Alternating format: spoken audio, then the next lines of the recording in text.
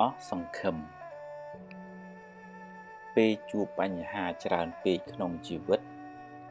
ធ្វើឲ្យអ្នកខ្លះអស់កម្លាំងចិត្តនិងបន្តដំណើរទៅមុខទៀត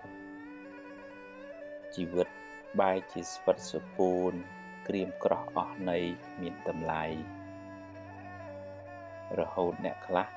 ហ៊ានបោះបង់ជីវិតខ្លួនឯងចោលទៀតផង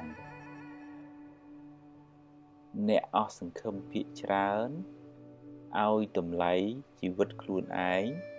ស្មើនឹងអ្វីដែលបានកើតឡើងរួចហើយដកតម្លៃជីវិតបច្ចុប្បន្ននិងជីវិតអនាគតចេញគេបានដាក់ច្រវាក់ខ្នោះគ្នាងខ្លួនឯងឲ្យនៅក្នុងគុកអតីតកាលតែបើគេគ្រាន់តែចាកចេញពីគុកអតីតកាលបន្តិចគេនឹងឃើញពន្លឺស្វាងស្វ័យនៃបច្ចុប្បន្ននិងអនាគតមិនខានជីវិតអតីតកាលបានស្លាប់បាត់ទៅហើយគ្មានតម្លៃអ្វីទៅដេកស្ដាយស្រណោះឡើយតែអ្នកអាចយកវាជាបទពិសោធន៍បានហើយក៏គ្មានអ្វីត្រូវព្រួយបារម្ភពេកពីជីវិតអនាគតដែរតែអ្នកត្រូវរស់នៅដោយក្តីសង្ឃឹមញញឹមព្យាយាមបំពេញការងារឲ្យអស់ពីលទ្ធភាពពេលបច្ចុប្បន្នចំណែកអនាគតគ្រាន់តែជាលទ្ធផលនៃការប្រឹងប្រែងរបស់អ្នកពីមុនមកនិងថ្ងៃនេះប៉ុណ្ណោះបើអ្នកនៅតែបន្តក្រៀមក្រំទៀតបច្ចុប្បន្នក៏ក្រៀមក្រំអនាគតក៏រឹតតែក្រៀមក្រំទោះបីរស់នៅបានមួយថ្ងៃទៀតក៏ត្រូវរស់ដោយក្តីសង្ឃឹមដោយភាពស្រស់ស្រាយដោយទឹកចិត្តល្អដោយគុណធម៌ដែរសូមកុំស្លាប់មុនពេលអស់ជីវិតឡើយ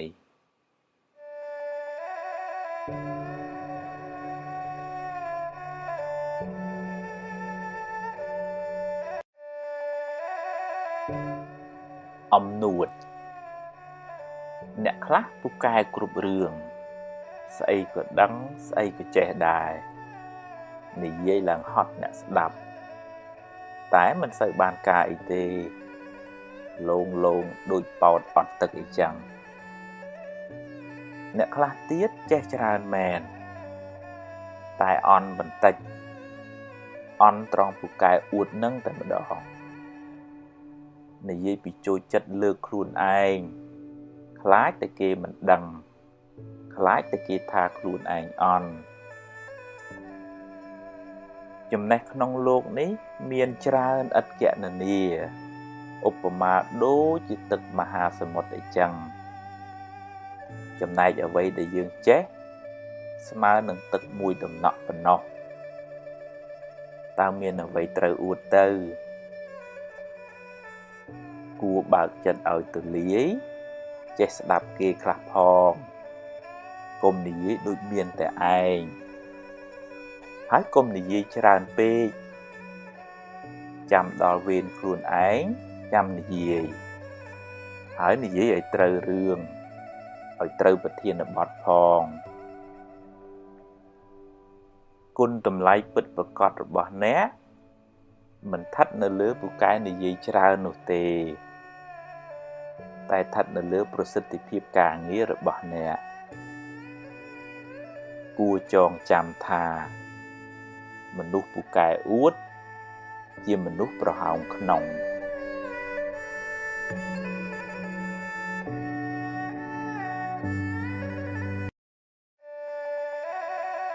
ពពកខ្មៅនៅលើក្បាល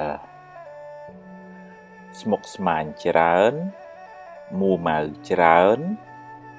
ព្រួយបារម្ភច្រើនគិតច្រើននាំឲ្យអ្នកមានទុក្ខក៏ច្រើនដែរ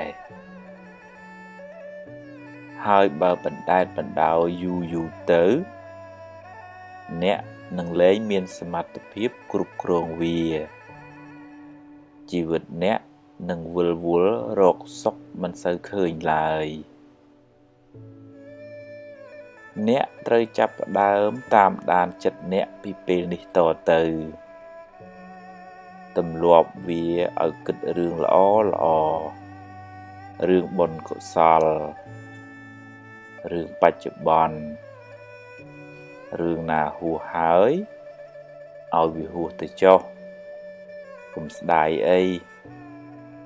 ហើយរឿងណាមិនទាន់មកដល់ទេក៏កុំកើតទុកពេកអីដែរជួបរឿងណាដោះរឿងនឹងទៅរៀនទាញចិត្តអ្នកឲ្យចេញពីរឿងមួម៉ៅក្តៅក្រហាយទាំងឡាយវាពិបាកណាស់តែអ្នកត្រូវតែទម្លាប់បន្តិចម្ដងទម្លាប់តាមដានវាទម្លាប់មើលវារឿយទម្លាប់អប់រំវាឲ្យមានខន្តីអត់ធន់មានមេត្តាមានភាពរួសរាយរាក់ទាក់អត់ឱនយោគយល់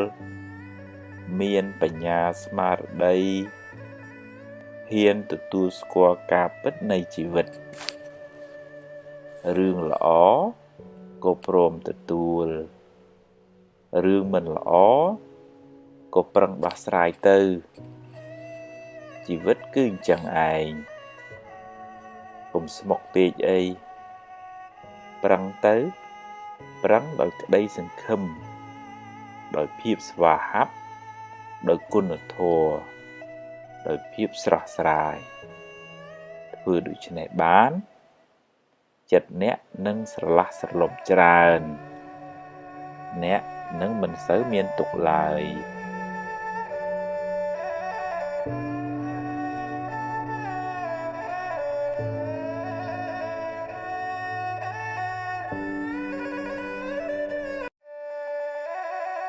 ភ្លើងក្រៅភ្លើងក្នុងពេលគេបោះភ្លើងឲ្យអ្នក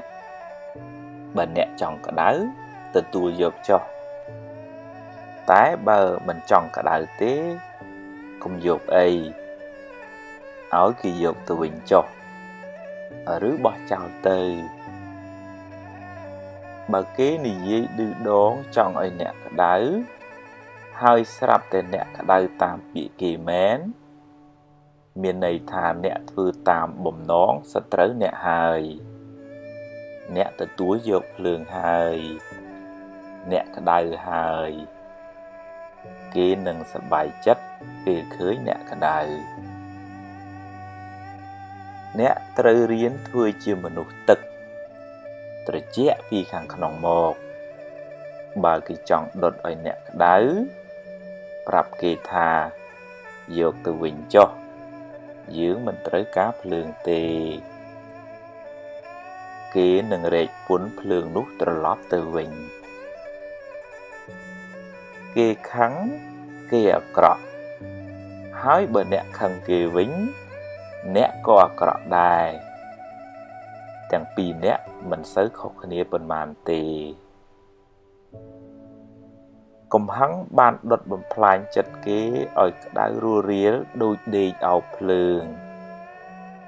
ហើយគេចង់យកភ្លើងនោះមកសាចដាក់អ្នកដែរតែអ្នកកុំទៅល្ងងអីគ្មានរឿងអីត្រូវទទួលយកភ្លើងនោះទេឲ្យគេយកទៅវិញចុះឬបោះចោលទៅអ្នកមានតែចិត្តអាណិតអ្នកដេកអោបភ្លើងនោះទៅវិញទេអាណិតណាស់ព្រោះក្តៅអើយសែនក្តៅ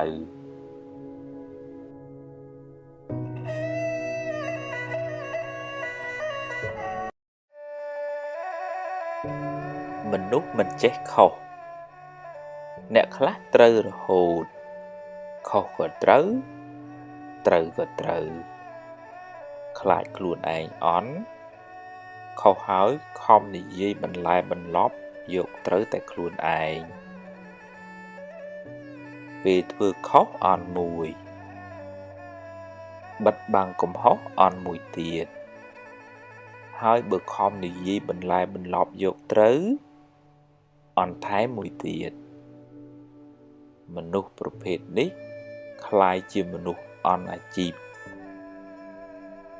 អ្នកណាដែលថាមិនចេះខុសហើយគ្មានអីធ្ងន់ធ្ងរគ្រាន់តែសុំទោសគេហើយប្រឹងកែកំហុសនោះឡើងវិញទេព្រះពុទ្ធហៅមនុស្សប្រភេទនេះថាជាបណ្ឌិតទៀតផង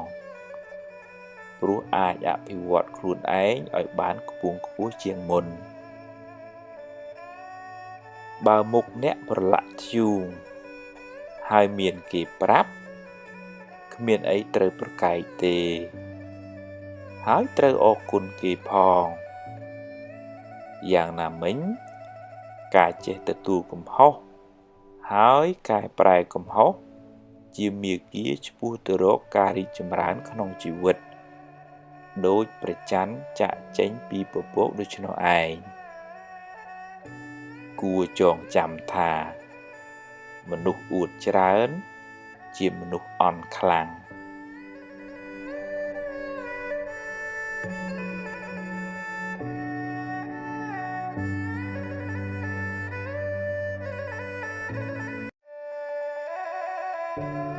រក្សាមាត់អ្នកអាចជាអាវុធដ៏មុតស្រួចចាក់ធ្លាយពីត្រចៀកធ្លុះដល់បេះដូងគេគ្មានចេញឈាមមួយដំណក់ទេតែធ្វើឲ្យគេឈឺចាប់អស់មួយជីវិតក៏ថាបានមាត់អ្នកក៏អាចជាឱសថទិព្វធ្វើឲ្យអ្នកកំពុងតែមានទុក្ខកង្វល់បានធូរស្បើយវិញក៏ថាបានដែរមុននឹងនិយាយទម្លាប់ឆែកមើលបេះដូងអ្នកជាមុនសិនថាតើនិយាយដោយកំហឹងដោយចំណែនដោយបំណងចង់ឌឺដងឲ្យគេឈឺចាប់ឬដោយចេតនាល្អចង់ឲ្យគេបានប្រយោជន៍បើមានចេតនាល្អហើយនិយាយចុះហើយកុំនិយាយច្រើនពេកម្យ៉ាងទៀតត្រូវចេះរកពាក្យសម្ដីណាពីរោះពិសាមកនិយាយផងកុំអាងថាខ្លួនឯងធំខ្លួនឯងជាមេឬក៏កុំអាងថាត្រូវហើយចេះតែលះទៅក៏មិនល្អដែរពេលខ្លះទោះបីយើងនិយាយត្រូវក៏ដោយតែនិយាយទាំងកំហឹងក៏មិនសូវបានទទួលផលល្អដែរបើខឹងកុំអាលនិយាយចាំបាត់ខឹងសិនសឹមនិយាយក៏មិនទាន់ហួសពេលដែររនៀបបាក់យករនៀបជួសសម្ដីហួសរកអ្វីមកជួសពុំបានឡើយកុំទម្លាប់និយាយកាត់គេកុំកាត់ស្មានកុំព្រាវចាំច្បាស់សិនចាំនិយាយបើមិនដូច្នោះទេសម្ដីអ្នកនឹងคล้ายជាសម្ដីស្រូវស្រាលគ្មានន័យខ្លឹមសារចាញ់សំឡេងបក្សាបក្សីយំមិនខាន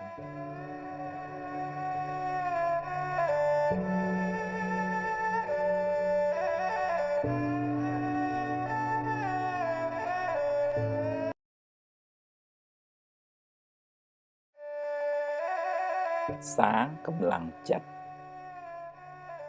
បើអ្នកបណ្ដែតបណ្ដោយចិត្តអ្នកឲ្យរវើរវាយខ្លាំងពេកអ្នកនឹងលែងមានសមត្ថភាពគ្រប់គ្រងវាមិនខានហើយអ្នកប្រកាសជាមានទុក្ខច្រើនដើម្បីឲ្យជីវិតរឹងមាំអ្នកត្រូវរៀនធ្វើជាប៉ូលីសតាមដានចិត្តអ្នកបើចិត្តទៅណាគិតរឿងអីត្រូវតាមមើលវាជាប្រចាំបើចិត្តល្អចិត្តរីករាយក៏ដឹងថាចិត្តល្អចិត្តរីករាយហ ហើយបើវាអាក្រក់វាខឹងវាចំណែនវារវើរវាយវាស្ដាយវាភ័យវាអាក់អន់វាស្មុគស្មាញក៏យើងដឹងថាវាកំពុងតែស្មុគស្មាញហើយក៏កុំបន្ទោសខ្លួនឯងថាម៉េចក៏ស្មុគស្មាញធ្វើអីចិត្តវាតែងតែអញ្ចឹងឯងគ្រាន់តែទម្លាប់ទាញវាមកគិតរឿងល្អរឿងត្រូវវិញឲ្យវាមានខន្តីមានអត់ឱនយោគយល់មានមេត្តារស់រាយស្រស់ស្រាយឲ្យវាមានបញ្ញាស្មារតីហ៊ានទទួលយកការពិតទាំងឡាយក្នុងជីវិតទាញវាឲ្យបានរឿយរហូតសតិស្មារតីយើងមានកម្លាំងខ្លាំងជាងធាតុអាក្រក់ទាំងឡាយក្នុងចិត្តយើងក្លាយជាម្ចាស់គ្រប់គ្រងចិត្តយើងមិនសូវគិតរឿងផ្ដេសផ្ដាស់ទេព្រោះយើងតាមដានវារហូតអ្នកណាអាចធ្វើជាម្ចាស់ចិត្តបានទើបអាចបានសេចក្តីសុខច្រើនក្នុងជីវិតនេះ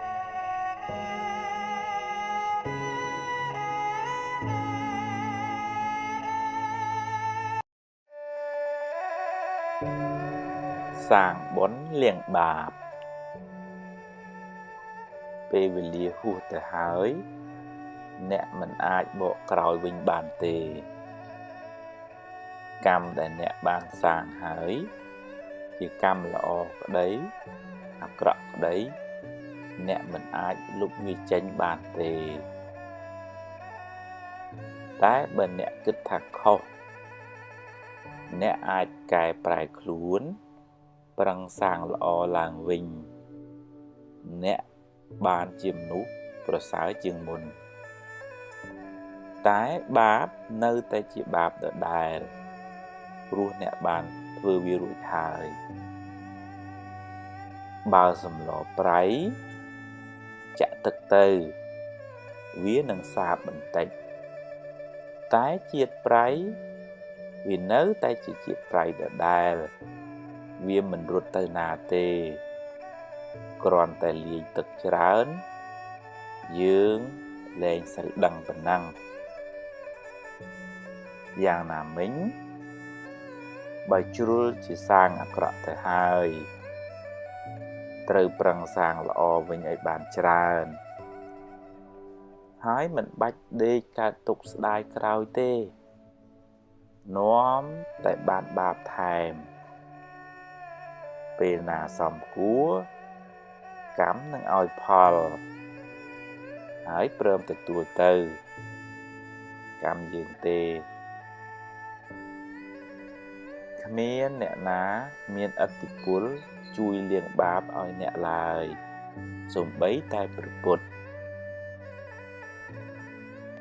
បើអ្នកព្រោះស្រូវក្នុងស្រែហើយបែរជាតិចអុជធូបបន់ស្រន់មិនឲ្យវាដុះវាជារឿងឆោតល្ងង់ពេកហើយដរាបណានៅតែមានកំណើតកម្មនៅតែតាមចូលប្រឹងប្រែងសាងល្អឲ្យបានច្រើនកុំឲ្យមានវិប្បដិសារីស្ដាយក្រោយឡើយ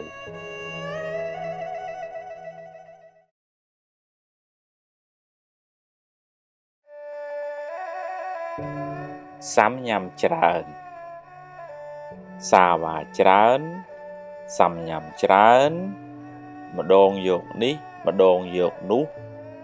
នាំឲ្យអ្នកស្មុគស្មាញច្រើនកើតទុក្ខក៏ច្រើនដែរ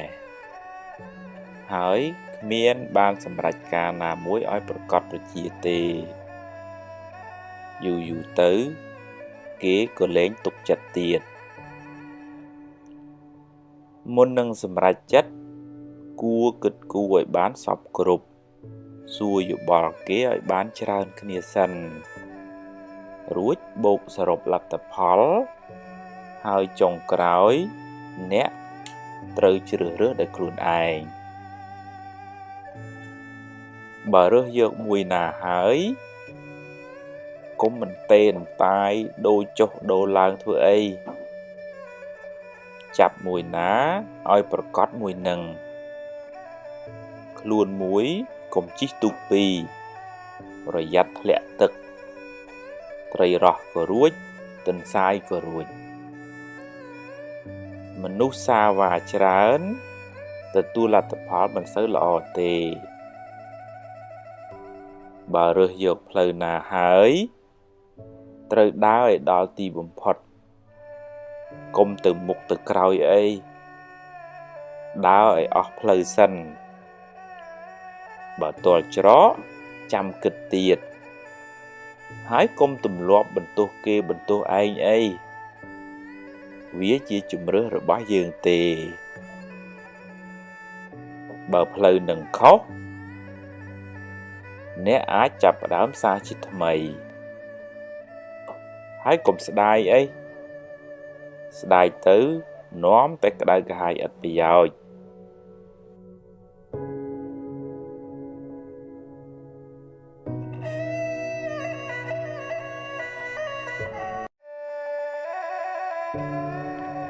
សម្រាមនិងមាស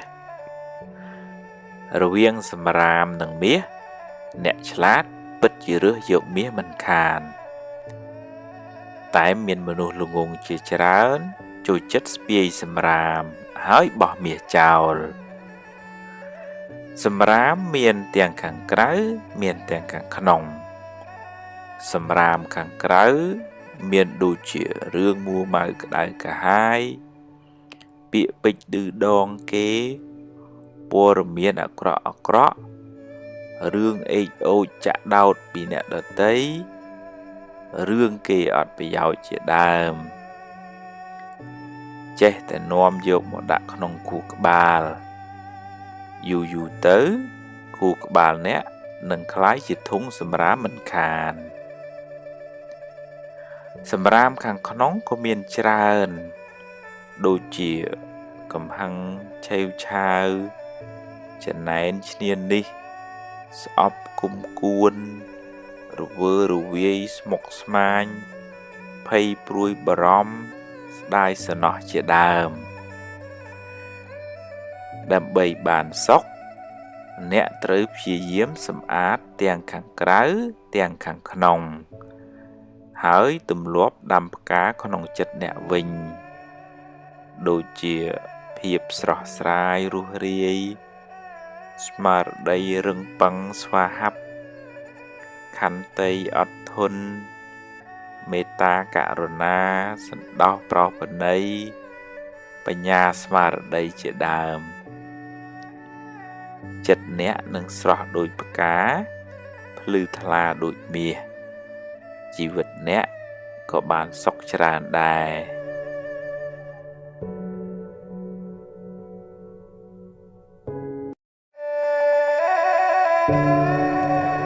បរាជ័យបរាជ័យជាផ្នែកមួយនៃជីវិតគ្មានអ្នកណាជិះរួចទេបើអ្នកចេះគិតគឺយកភាពបរាជ័យជាគ្រូបង្រៀនអ្នកឲ្យរឹងមាំជាងមុនតែបើមិនចេះគិតទេបរាជ័យនឹងคล้ายជាព្រាយបិសាចតាមលងបន្លាចអ្នកមិនឲ្យធ្វើដំណើរទៅមុខទៀតបានឡើយពេលរៀនជិះកង់ដំបូងអ្នកណាក៏ដួលដែរតែក្មេងមិនចុះញ័រមិនអស់សង្ឃឹមទេវាប្រឹងរហូតវាបានជោគជ័យអ្នកប្រហែលជាត្រូវធ្វើចរិតដូចក្មេងក្នុងរឿងបរាជ័យក្នុងជីវិតហើយមើលទៅបើដួលក៏ដួលចុះតែត្រូវងើបឡើងវិញរួចប្រឹងទៀតប្រឹងរហូតរកផ្លូវដោះស្រាយបានសេចក្តីសង្ឃឹមនិងការតស៊ូជាស្ពានចម្លងអ្នកទៅរកភាពជោគជ័យតែមានរឿងខ្លះ ដែលហួសពីសមត្ថភាពអ្នកអាចដោះស្រាយបានដូច្នេះវិធីមួយដែលអាចជួយអ្នកបានគឺព្រមទទួលស្គាល់ការពិតព្រមថាអ្នកប្រឹងអស់ពីសមត្ថភាពហើយឲ្យវាទៅតាមកម្មវាចុះអ្នកមិនអាចទូលផែនដីម្នាក់ឯងបានឡើយកុំទម្លាប់បន្ទោសអ្នកដទៃហើយកុំទម្លាប់បន្ទោសខ្លួនឯងអី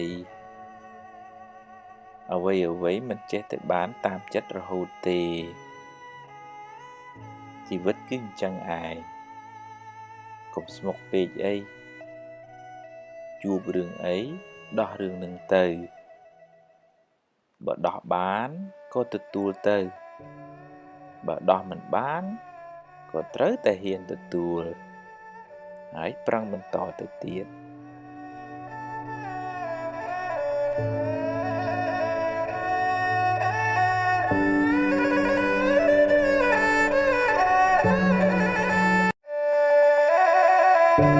ផែនដីបើអ្នកបោះកម្រងផ្កាលើផែនដីមិនរំភើបញាប់ញ័រអ្វីឡើយហើយបើអ្នកបន្ទោបង់លាមកលើផែនដីក៏ផែនដីមិនខឹងក្រោធអ្វីនឹងអ្នកដែរយើងប្រហែលជាត្រូវរៀនធ្វើចិត្តដូចផែនដីហើយមើលទៅទើបមិនសូវមានទុក្ខពេលជួបរឿងល្អក៏ទទួលទៅតែមិនមិនអួតពេកទេហើយបើជួបរឿងមិនល្អក៏មិនទោមនោះទោមនិញអីពេកដែរមានបញ្ញាយល់ថាជីវិតតែងមានរឿងល្អខ្លះអាក្រក់ខ្លះជារឿងធម្មតាគ្មាននរណាជៀសរួចទេហើយមនុស្សម្នាក់ជួបរឿងមិនដូចគ្នាទេគេជួបរឿងគេយើងជួបរឿងយើងកុំប្រៀបធៀបគ្នាអីនាំតែកើតទុក្ខទេសម្ពាយកម្មម្នាក់មិនដូចគ្នាទេបើជួបរឿងណាប្រឹងដោះរឿងនឹងទៅហើយបើដោះបានប៉ុណ្ណាក៏ព្រមតាមប៉ុណ្ណឹងទៅបួម៉ៅពេកទៅក៏ដោះអីមិនកើតដដែលបានតែកើតទុកថែមប៉ុណ្ណោះ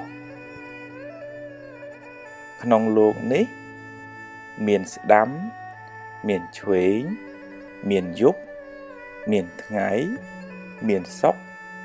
មានទុក្ខមានខាតមានចំណេញមានជួបមានព្រាត់ជារឿងធម្មតាបើអ្នកហ៊ានទទួលមួយអ្នកត្រូវតែត្រៀមចិត្តទទួលមួយទៀតទើបមិនសូវមានទុក្ខ